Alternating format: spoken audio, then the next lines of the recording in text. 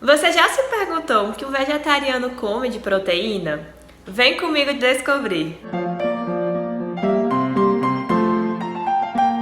Oi, aqui é a Taira, sejam bem-vindos ao meu canal e hoje é dia de informação nutricional. Se você ainda não é inscrito aqui no canal, aproveita, se inscreve, ativa aí as notificações para você sempre receber aí novidades. Hoje em dia vem crescendo o número de pessoas aí que vem se tornando vegetariana, mas também, por outro lado, ainda há muita desinformação, ainda há muitas pessoas que se perguntam o que é que um vegetariano come. E aí eu vejo muito dois grupos de pessoas. Aquelas que pensam que vegetariano não come proteína, já que não come alimentos de origem animal, que são considerados aí a proteína pelas pessoas. As pessoas pensam que a proteína se intitula por frango, carne, ovos, leites, quando a gente sabe, se você vai estudar mais a fundo, que proteína na verdade é um nutriente. Eu já expliquei isso em um outro vídeo aqui no canal.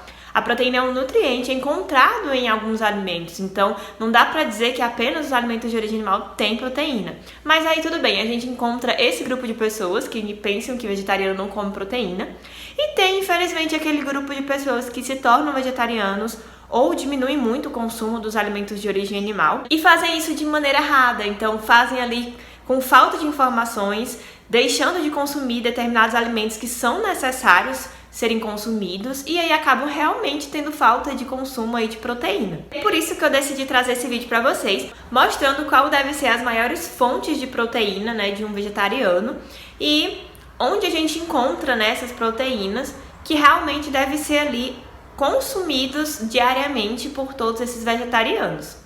E como eu falei, eu já expliquei em um outro vídeo a respeito da proteína. E a proteína nada mais é do que um macronutriente, né? A gente fala que é como se fosse um nutriente maior, que é formado por vários aminoácidos. E aí aminoácidos são as substâncias ali que vão se juntar uma com a outra para formar a nossa proteína ali completa. E aí esses aminoácidos, eles estão presentes na grande maioria dos alimentos, inclusive os alimentos de origem vegetal. Eles não estão presentes só ali nos alimentos de origem animal. Mas quando a gente pensa numa proteína de origem vegetal, a gente pensa numa combinação de alimentos para trazer a proteína completa. Então, enquanto quando você pensa na alimentação de origem animal, você pensa em um alimento que tem proteína. Então, você pensa na carne e tem ali a proteína que seu corpo precisa. Quando você pensa em alimentos de origem vegetal, você pensa numa combinação de alimentos que juntos vão formar a sua proteína completa. E o que eu acho interessante disso, quando a gente pensa, né, nesse consumo de vários alimentos juntos, a gente já tem também vários outros nutrientes juntos. Então, quando a gente pensa em uma proteína completa de origem animal, a gente pensa em um alimento, por exemplo. E quando você pensa no de origem vegetal, você pensa em vários alimentos com diversos outros nutrientes. Então, a chance de você ter ali uma alimentação mais rica em nutrientes é bem maior, por conta dessa variedade que deve haver. E quando a gente pensa na proteína de origem vegetal, a gente pensa na junção de dois alimentos, dois grupos de alimentos. Uma fonte de cereal e uma fonte de leguminosa. A junção desses dois grupos alimentares vai trazer a nossa proteína completa. Então é como se o nosso corpo pegasse os aminoácidos ali do cereal, juntasse com os aminoácidos da leguminosa e aí junto ele consegue formar ali uma proteína bem bonita conforme o nosso corpo precisa. E aí as fontes de cereais, né, para vocês terem uma noção o que é um cereal. As fontes de cereais podem ser arroz, né, diversos tipos de arroz, mas claro que um arroz integral vai ter mais nutrientes. Então, o arroz, o trigo e tudo que deriva do trigo. Então, um pão, um biscoito, um bolo, um macarrão, tudo que vem do trigo é essa fonte de cereal. O milho e tudo que deriva do milho, né? Então, o fubá, o cuscuz, todas as preparações que a gente faz com milho. A aveia também é uma fonte de cereal. E aí a gente pode pensar também no amaranto, na cevada, que são cereais que não são tão consumidos aqui no nosso país, mas eles também são fontes de cereal. E também a quinoa, que a gente considera assim como um pseudo-cereal, porque ela tem características de cereal, mas muitos estudiosos comentam, né, que a quinoa ela tem a proteína completa já. Então ela tem os aminoácidos presentes em cereal, mas também tem os aminoácidos presentes nas leguminosas. Então ela ali é uma fonte de proteína especial que tem ali todos os aminoácidos que o nosso corpo precisa. Já as fontes de leguminosa, quando você pensar em leguminosa, não confunda com legumes. Não são os legumes, né, cenoura, chuchu, não são eles. Legumes é uma coisa e leguminosas é outra. E aí, leguminosas são todos os tipos de feijão. Então, por isso que falam que a combinação de arroz e feijão é uma combinação completa. Porque eles têm o que um tem de aminoácido e o outro não tem, eles se complementam. Então, é realmente aquela proteína completa sendo formada. E aí, além dos feijões, as fontes de leguminosas podem ser ervilhas, soja, os tipos variados de lentilha, e aí eu falei soja e também os seus derivados, então tofu, né, que é o queijo feito da soja, o leite de soja, edamame, que é a soja verde, né, o grãozinho da soja verde, a vagem também é um tipo de leguminosa, o grão de bico, e aí tem um alimento também que se enquadra bem aqui, que é o amendoim. O amendoim, ele é um alimento gorduroso, né, algumas classificações aí tem uma certa confusão, porque tem pessoas que classificam como uma oleaginosa, que é do grupo das castanhas, exatamente por ele ser muito gorduroso, e tem pessoas que classificam ele como uma leguminosa, exatamente pela grande quantidade de proteína que ele tem, né, de aminoácidos. Então, assim, você pode incluir ele como os dois tipos de grupos. Você tanto pode consumir ele como uma fonte de gordura, ou seja, se você incluir ele ali numa refeição, o ideal é que você não coma mais tantas gorduras, então não coloque tantas oleaginosas, tanta fonte de gordura naquele prato. Por outro lado, você também pode consumir ele como uma fonte de leguminosa. Então, por exemplo, você vai fazer um macarrão e quer fazer um molho. Então, você pode fazer ali o amendoim como um molho, né? Fazer um molho do amendoim e consumir ele como um complemento ali do cereal, como se fosse uma leguminosa, exatamente pela quantidade de aminoácidos que ele tem, se complementa bem. Uma outra opção também é, por exemplo, um sanduíche, né, de pão com pasta de amendoim. É um complemento legal também aí de cereal e leguminosa. E aí, essa é a combinação, assim, base, que inclusive eu costumo dizer que todos deveriam consumir, independente de ser vegetariano ou não.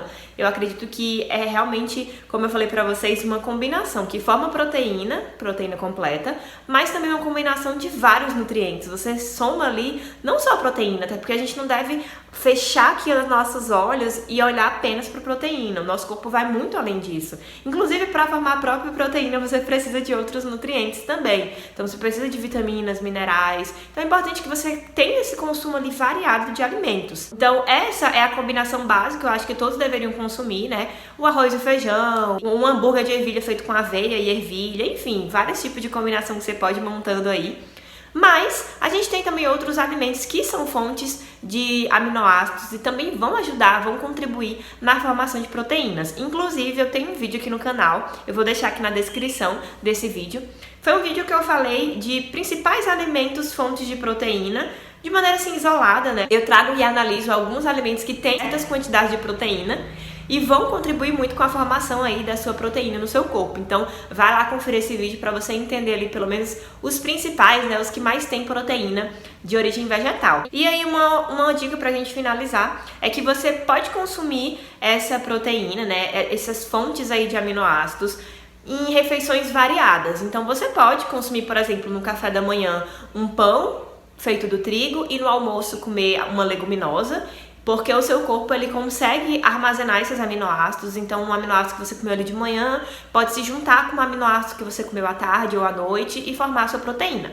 Porém, eu, Taira, né, como nutricionista, gosto de indicar que você tenha pelo menos uma refeição com esses aminoácidos ali completos, então com essa combinação já, porque isso garante que você vai ter ali pelo menos uma refeição com essas proteínas. Porque pode acontecer de você comer, você se planejou para comer de manhã uma fonte de aminoácidos de cereal e no almoço uma fonte de leguminosa. Mas por acaso aconteceu alguma coisa, uma imprevista, você não conseguiu consumir. Acaba sendo um pouco complicado você ficar sempre lembrando de consumir de manhã e à tarde. Então, para não ter essa confusão, por precaução, eu acho que acaba sendo mais prático e também fica até mais organizado. Você ter ali pelo menos uma refeição, né, comum de consumir um cereal e uma leguminosa. Então, eu acabo dizendo que o almoço é mais fácil, até porque, pelo menos aqui no nosso país, é comum, né, ter o arroz e feijão, ou você substituir ali por um macarrão, enfim.